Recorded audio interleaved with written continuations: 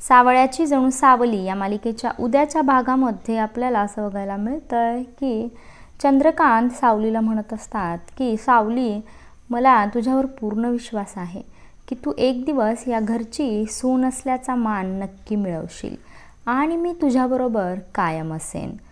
असं म्हणल्याबरोबर सावली चंद्रकांतच्या पाया पडते. चंद्रकांत तिला सौभाग्यवती भाऊ असा आशीर्वाद देतात आणि निघून जातात. इकडे बबलू सोहमला म्हणतो की मला हे काय पटलं नाही, ऐश्वर्याने सावली वहिनीला किचनमध्ये ठेवलंय. सोहम म्हणतो चल आपण ऐश्वर्याला बोलूया.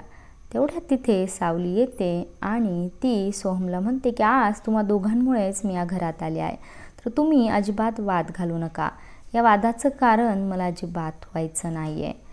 त्यानंतर ती म्हणते की हे माझ्या आईबाबांनी दिलेले कपडे आहेत, हे मानापानाचे कपडे आहेत आणि ते तेवढे तुम्ही स्वीकाराल का. असं म्हणल्यावर सोहम ते घ्यायला लागतो. तेवढ्यात तिथे ऐश्वर्या येते आणि ऐश्वर्या पटकन ते कपडे उचलून बबलूला देते.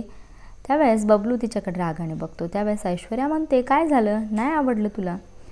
त्यावेळेस ऐश्वर्या सावलीला म्हणते की आमच्याकडचे नोकरसुद्धा हे असले कपडे घालत नाहीत आणि ऐश्वर्या सावलीच्या बाबांनी दिलेले कपडे खाली फेकून देते. त्यावेळेस सोहम म्हणतो की ऐश्वर्या वहिनी, तू जे सावलीबरोबर वागते ते तुला बरोबर वाटतंय का. त्यावेळेस ऐश्वर्या म्हणते अगदी बरोबर आहे. प्रत्येक गोष्टीची ना सोहम एक जागा असते. चपला दारात असतात, ज्वेलरी कपाटात असते, तशी हिची जागा मी हिला दाखवून देते आणि हिची तीच लायकी आहे. इकडे चंद्रकांत नीलला म्हणतात की सगळी रिसेप्शनची तयारी झाली का, गेस्ट लिस्ट झाली का. त्यावेळेस नील म्हणतो की थोडंसं कन्फ्युजन आहे. त्यावेळेस ऐश्वर्या म्हणते कन्फ्युजन काय आहे.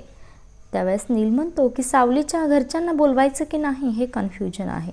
वरनं तिलोत्तमा ऐकत असते. तिलोत्तमा म्हणते अजिबात नाही, तिच्या घरच्यांना या रिसेप्शनमध्ये बोलवायचं नाही आणि ती खाली येते. ती पुन्हा म्हणते की एकतर आपला नाईलाज आहे म्हणून केवळ मी हे रिसेप्शन ठेवलेलं आहे. चंद्रकांत म्हणतात की अगं पण सावलीला काय वाटेल, काही वाटू देत, आपला तिच्याशी काही संबंध नाही आहे.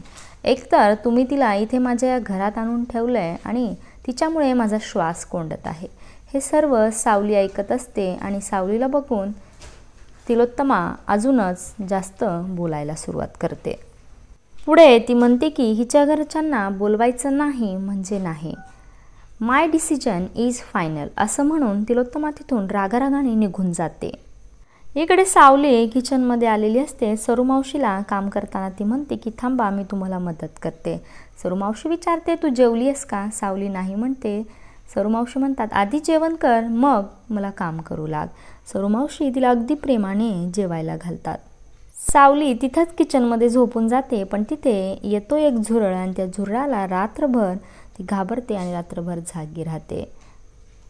असे झाले सावलीचे मेंदळच्या कुटुंबामध्ये पहिल्याच दिवशी हाल. आता सावलीला या झुरळांपासून कोण वाचवणार हे बघणं खूप रंजक ठरणार आहे. चॅनलवर नवीन असाल तर चॅनलला सबस्क्राईब करायला विसरू नका.